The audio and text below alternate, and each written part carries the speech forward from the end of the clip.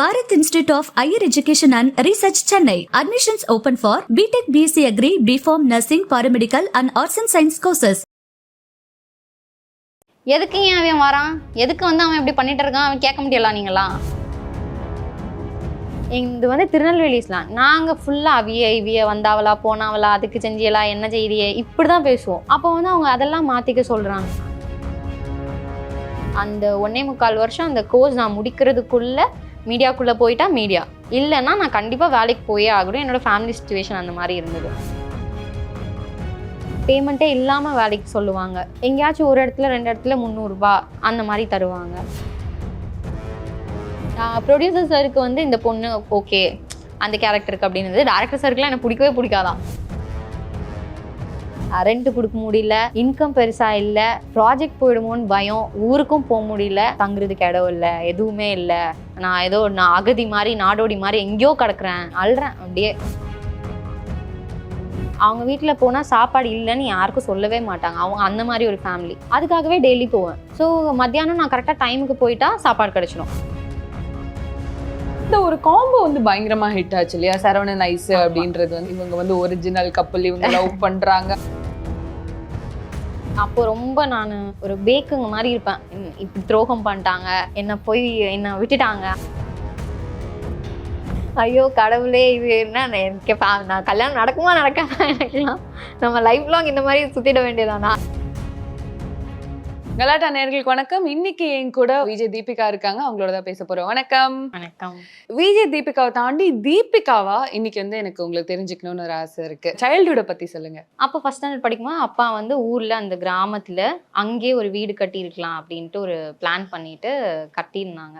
So அங்கே வந்ததுக்கு அப்புறத்துலேருந்து அதிகமாக நான் வந்து தனியாக இருந்திருக்கேன். ஸோ அக்கா 2 பேரும் என்னை விட ஒரு 11 இயர்ஸ் அந்த மாதிரி பெரியவங்க. வீட்டில் மாடு தோட்டம் அந்த மாதிரி இருக்கும். ஸோ நான் இப்போ ஸ்கூலுக்கு போயிட்டு வர டைமில் அக்காலாம் வந்து அப்படியே ஒர்க்குக்கு போவாங்க. அம்மா அப்பாலாம் தோட்டத்து வேலை நிறைய இருக்கும். ஸோ நான் ஸ்கூலுக்கு போயிட்டு வர டைமில் மோஸ்ட்லி வீட்டில் யாரும் இருக்க மாட்டாங்க. வந்துட்டு எல்லா பக்கமும் க்ளோஸ் பண்ணிட்டு இந்த மாதிரியே தான் இருக்கும். நான் சொல்கிறது, நான் அப்போ ஒரு 6 இயர்ஸ் ஓல்டு அப்படின்னா 20 இயர்ஸ் பிஃபோர் அது. ஸோ எல்லாமே கொஞ்சம் ஏஜ் டிஃப்ரென்ஸில் இருக்கிறதுனால என்னால் அவங்க கூட சிஸ்டர்ஸோட கம்யூனிகேட் பண்ண முடியாது. நான் 6th படிக்கும்போது ஒரு அக்கா கல்யாணம் ஆச்சு, 8th படிக்கும்போது நான் சித்தி ஆயிட்டேன். ஸோ எங்கள் வீட்டில் குட்டீஸ் வந்துட்டாங்க. அந்த குட்டி பொண்ணு, அந்த சைல்டுஹுட், நான் வந்து சின்ன பொண்ணு, நான் சின்னது அப்படின்ற ஒரு இதெல்லாம் எனக்கு ஒரு 7th காணாமல் போயிடுச்சு. மெச்சூராக இருக்கணும், பெரிய பொண்ணாக நடந்துக்கணும், இப்படி இப்படி இப்படி இப்படி அதை கேட்டே வந்துட்டேன். எங்கள் அம்மா அப்பாலாம் பார்க்கும்போது எனக்கு எனிமீஸ் மாதிரி இருக்கும். இப்படி துரோகம் பண்ணிட்டாங்க, என்னை விட்டுட்டாங்க, அவங்களுக்கு பேர பசங்க வந்தோன்னே என்னை விட்டுட்டாங்க, அந்த மாதிரி இருக்கும். டீனேஜ் பருவங்கள் எப்படி இருந்துச்சு? Teenage okay. அப்போ வேற ஒரு ஸ்கூல் மாத்தினாங்க. ஸோ அங்கே நிறைய கொஞ்சம் ஃப்ரெண்ட்ஸ் இருந்தது.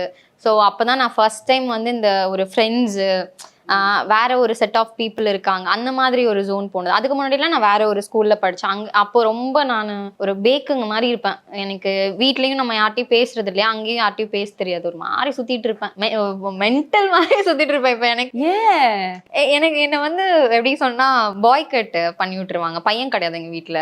ஸோ ஒரு பெரிய ஒயிட் கலர்ல ஒரு கவுன் மாதிரி ஒன்று போட்டு பாய் கட் பண்ணிட்டு அப்படி கம்ப்ளீட்லி நான் வந்து ஒரு பொண்ணு அழகா ஒன்றுமே இருக்காது, நம்மளுக்கு தெரியவும் தெரியாது அதெல்லாம் அந்த டைமில். அப்படியே போகிறது வர்றது. அதுக்கப்புறம் எங்கள் ஸ்கூலோட அவங்க பிரின்ஸிபல் இருப்பாங்கள்ல, அவங்களே கூப்பிட்டு கொஞ்சம் முடி வளங்க, அவளுக்கு ஏதாவது போடுங்கன்னா இப்படி ரெட்டை குடுமியெல்லாம் 6th 7th படிக்கும்போது போட்டு சுற்றிருக்கேன். அப்போ எப்படி இருக்கும்னு நினச்சி பாருங்க. 4th படிக்கும்போது மொட்டை போட்டு விட்டுட்டாங்க எங்கள் வீட்டில். மொட்டை எனக்கு ஸ்கூல் ஃபுல்லாக பேர். ஸோ அதெல்லாம் தாண்டி அந்த ஸ்கூல் ஒரு 8th மாறினேன். அப்போ தான் எனக்கு கொஞ்சம் நிம்மதியாக இருந்தது, அப்பாடா அப்படின்னு. ஒரு டீனேஜ் அப்படின்றது ஓகேவா போச்சு, ஃபைன். அந்த வயசுல தான் வந்து சைட் அடிக்கிறது, நிறைய பசங்களை பாக்குறது, அதெல்லாம் வந்து ஸ்டார்ட் ஆயிருக்கும் இல்லையா? அந்த மாதிரி ஆமா, லவ் பண்றது அதெல்லாமே போச்சு. எனக்குமே இருக்கு. இப்பெல்லாம் அந்த பையனுக்கு கல்யாணம் ஆகி குழந்தை பிறந்து ஒரு பையனே இருக்கான் அவனுக்கு. இப்போ எல்லாருக்குமே ஒரு டைம் மாறும்ல. இப்போ நீங்களுமே வந்து பாத்தீங்கன்னா சின்ன வயசுல நம்மள யார் எப்படி டச் பண்றாங்க, எந்த சென்ஸ்ல பேசுறாங்க, எந்த சென்ஸ்ல ஒரு கிஃப்ட் பண்றாங்க நமக்கு தெரியாது. ஆனா அது வந்து ஒரு ஏஜுக்கு மேல நமக்கு புரிய வரும். அப்போ நம்ம வந்து நம்ம அது வரைக்கும் நம்ம அண்ணான்னு பேசியிருப்போம், அங்கிள்னு பேசியிருப்போம், அக்கான்னு பேசியிருப்போம், சித்தின்னு பேசியிருப்போம். எல்லாரும் மேல ஒரு பார்வை மாறும் நமக்கு.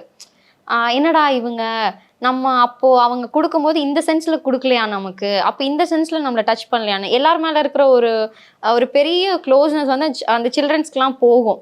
அது எல்லாருமே சொல்ல மாட்டாங்க.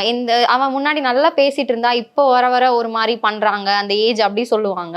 ஆனா அப்ப நமக்கு ரியலைஸ் பண்றதுனால நெறைய அந்த ட்ரஸ்ட் பிரேக் ஆகும். அந்த மாரி ஒரு ஜோன். ஸோ ஒரு ஃபேமிலி பாண்ட்ஸ்குள்ள இருந்துட்டு ஹாஸ்டல் வரும்போது ஒரு ஃபோமோ ஆகும். அந்த ஒரு ஹோம் சிக்னஸ்லாம் வரும்னு கேள்விப்பட்டிருக்கேன். எப்படி இருந்துச்சு அந்த நாட்கள்? எனக்கு ஆக்சுவலி நான் கோவத்துல தானே இருந்தேன் எங்க ஃபேமிலி மேல. என்ன வந்து எல்லாரும் செல்லம் இல்ல, என்ன ஒதுக்கிட்டாங்க. அந்த ஒரு ஜோன்ல இருந்தேன்.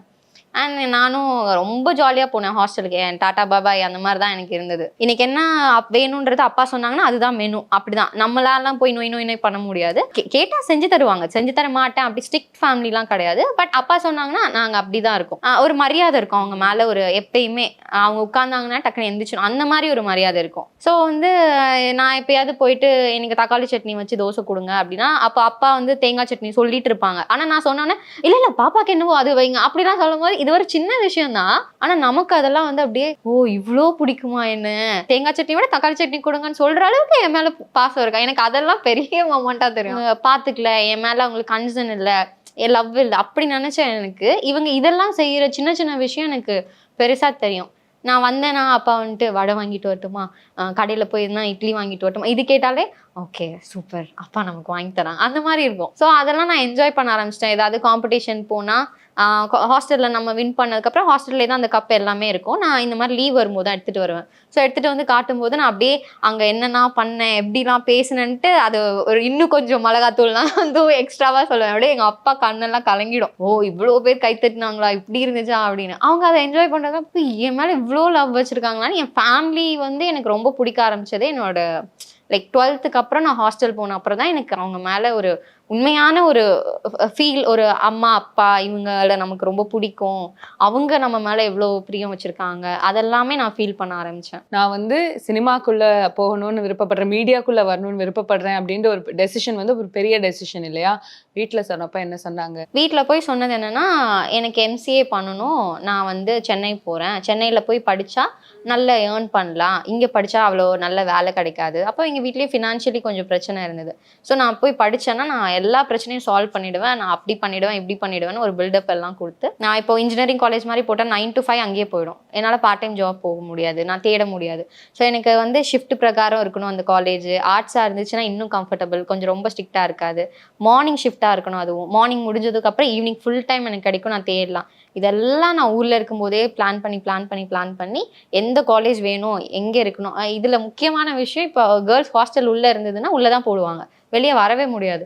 ஸோ ஹாஸ்டல் இருக்கக்கூடாது. இவ்வளோ விஷயம் யோசித்து நான் தேடி கண்டுபிடிச்ச காலேஜ் தான் டிஜி வைஷ்ணவா இங்கே இருக்குது. ஸோ அங்கே வந்து எப்படியோ எக்ஸாம் எழுதி கவுன்சிலிங்கில் அந்த காலேஜ் வாங்கி உள்ளே போயிட்டேன், படித்தேன். அந்த 2 வருஷம் எனக்கு டைமே அந்த 2 வருஷம் தான். அந்த 1.25 வருஷம் அந்த கோர்ஸ் நான் முடிக்கிறதுக்குள்ளே மீடியாக்குள்ளே போயிட்டா மீடியா, இல்லைன்னா நான் கண்டிப்பாக வேலைக்கு போயே ஆகணும். என்னோட ஃபேமிலி சுச்சுவேஷன் அந்த மாதிரி இருந்தது. ஸோ கரெக்டாக நான் முடிக்கும் போதே எனக்கு சன் டிவியில் வந்து சந்திரகுமாரின்னு ஒரு சீரியலில் ஒரு கேரக்டர் கிடச்சிது. ஸோ அது வரைக்கும் வீட்டில் என்ன தெரியும்னா, பார்ட் டைமாக அவள் வந்து அவளோட, ஏன்னா அப்போ ஃபினான்ஷியலி ரொம்ப இதுதான், நானே தான் எல்லாமே எனக்கு பண்ணிக்கணுன்ற ஒரு சுச்சுவேஷன் இருந்தது. அதை நான் எனக்கு பாசிட்டிவாக எடுத்துக்கிட்டேன். சரி ஓகே நம்ம போகலாம், தேடலாம், பண்ணலாம். கேட்டாங்கன்னா நான் வேலைக்கு போகணும், மற்ற இடத்துலலாம் ரொம்ப டைம் கேட்குறாங்க, 5 மணி நேரம் 6 மணி நேரம் வேலை வாங்குறாங்க. இது காம்பேரிங்க்கு போகணும், லைவ்லாம் போகணுன்னா 1 hour தான், முடிச்சுட்டு நான் வந்துடுவேன், நான் படிக்க நிறைய டைம் கிடைக்குதுன்னு அப்படி சொல்லி ஒரு 1.25 வருஷம் முடியும் போது சன் டிவியில் போயிட்டேன். ஸோ ஊர்லலாம் சன்னுனா ஒரு பெருசாக பார்ப்பாங்க. ஸோ எல்லாருக்குமே வந்து வா வா வா வா அப்படி ஆயிடுச்சு. அதனால அக்செப்ட் பண்ணிக்க வேண்டிய சுச்சுவேஷன் ஆயிடுச்சு. ஃபினான்ஷியல் ஸ்ட்ரகிள் இருந்திருக்கீங்களா? இப்போ சப்போர்ட் அப்படின்றது ஒரு மாரல் சப்போர்ட்டாக இருக்கும். இப்போ ஒருத்தர் வந்து ரொம்ப கஷ்டப்படுறாங்க, படிக்க வைக்க முடியாத இடத்துல நம்மளோட லைக் படிப்பு கொடுக்குற அளவுக்கு ஒரு நமக்கு மாமா இருக்காங்க அப்படின்றது இருக்கலாம். இப்போ என்னைக்காச்சும் ஊருக்கு லைக் வரும்போது போகும்போது ஒரு ட்ரெஸ் எடுத்துகிட்டு கொடுக்குறதுக்கு ஒரு சித்தப்பா இருப்பாங்க, இதெல்லாமே இருக்கும். ஆனால் ஒரு நம்மளுக்கு ஃபினான்ஷியலி பிரச்சனை எவ்வளோ இருந்ததுன்னா கிட்டத்தட்ட லேக்ஸ் கணக்கில் இருந்தது. அது சீர் வரிசை செய்யணும், அப்புறம் கல்யாணம்னா நகை நட்டு போடணும், எல்லாமே அது ஒரு இதுதான் டிஃபால்ட்டாக எழுதியிருப்பாங்க. ஒரு 6-7 years வந்து பயங்கரமாக ஏதோ வறட்சி மாதிரி ஆயிடுச்சு, பெருசாக தண்ணி இல்லை. இப்போ நம்ம மாடு எல்லாமே வந்து ஃபுட்டு கொடுக்க முடியல. ஸோ வித்துடலாம் அப்படின்னா நம்ம 40,000 50,000 கொடுத்து வாங்கின மாடு இருக்கும், 20,000 10,000த்துக்கும் வாங்கின மாடு இருக்கும். அதெல்லாம் ரொம்ப அடிமட்ட ரேட்டுக்கு கறிமாட்டு விலைக்கெல்லாம் கேட்க ஆரம்பிச்சிட்டாங்க. ஸோ இது நம்மளால அப்படி கொடுக்கவும் முடியாது. மாடு தான் ஆக்சுவலி எங்களுக்கு சோர்ஸ் ஆஃப் இன்கமே. அதுலேருந்து நாங்கள் இன்கம் எடுக்கணும்னு பார்த்தா இப்போ மாட்டுக்காக நாங்கள் கடன் வாங்குற மாதிரி ஆயிடுச்சு. அப்பாவை தவிர வேற இன்கம் வீட்டில் கிடையாது. ஸோ அதுக்கப்புறம் நான் படித்து கொஞ்சம் வேலைக்கெல்லாம் போய் ஒன்று ஆனதுக்கப்புறம் தான் இப்போ ஃபேமிலி கொஞ்சம் ஓகே. ஸோ இந்த மீடியாக்குள்ளே வரும்போது நிறைய பேர் நிறைய ஸ்ட்ரகிள்ஸ் பார்த்துருப்பாங்க. அதில் வந்து நம்ம வாய்ப்பு தேடுறதே வந்து ஒரு பெரிய விஷயம்தான். காலேஜ் படிச்சுட்டே வாய்ப்பு தேடி இருக்கீங்க, எப்படி இருந்தது அந்த நாட்கள்? ஸோ ஊரில் இருக்கும்போது பார்க்குறப்போ இதென்ன நம்ம ஈஸியாக பண்ணிடலாம் அப்படின்ற மாதிரி நமக்கு தோணும். இங்கே வந்ததுக்கு அப்புறம் தான் தெரியும் அங்கே அதுக்கு எவ்வளோ பெரிய வேலை இருக்குது, எவ்வளோ விஷயம் இருக்குது. நம்மளுக்கு ஒன்றுமே தெரியல, நமக்கு வெறும் ஆசை மட்டும்தான் இருக்கே தவிர நமக்கு அதில் நாலேஜ் இல்லை, நமக்கு தெரியல அப்படின்றது அப்போ தான் நமக்கு ரியலைஸ் ஆகும்.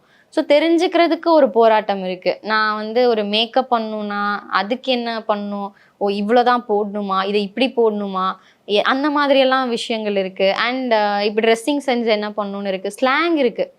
இது வந்து திருநெல்வேலி ஸ்லாங். நாங்கள் ஃபுல்லாக இவிய வந்தாவளா போனாவளா அதுக்கு செஞ்சியலா என்ன செய்தியே இப்படி தான் பேசுவோம். அப்போ வந்து அவங்க அதெல்லாம் மாற்றிக்க சொல்கிறாங்க. எல்லாமே புதுசு கம்ப்ளீட்லி. இப்போ நான் இப்படி பேசுகிறேன்ல, இதுவே இந்த மீடியாக்காக பண்ண விஷயம் தான், சேஞ்ச் பண்ணது தான். பேமெண்ட்டே இல்லாமல் வேலைக்கு சொல்லுவாங்க, ஃபுட்டு கொடுப்பாங்க, ப்ரொஃபைலுக்கு ஒரு வீடியோ யார்ட்டனா கேட்டால் நான் ஒரு வீடியோ பண்ணியிருக்கேன் அப்படி காட்டலாம். இதுக்காகவே நம்ம நிறைய இடத்துக்கு வேலைக்கு போவோம். எங்கேயாச்சும் ஒரு இடத்துல 2 இடத்துல 300 ரூபாய் அந்த மாதிரி தருவாங்க. ஜெயின் சொல்லிட்டு யூடியூப் ஒரு ஃபஸ்ட்டு என்னை யூடியூப்பில் ஒரு கண்டென்ட் வீடியோ பண்ண வச்ச பையன்.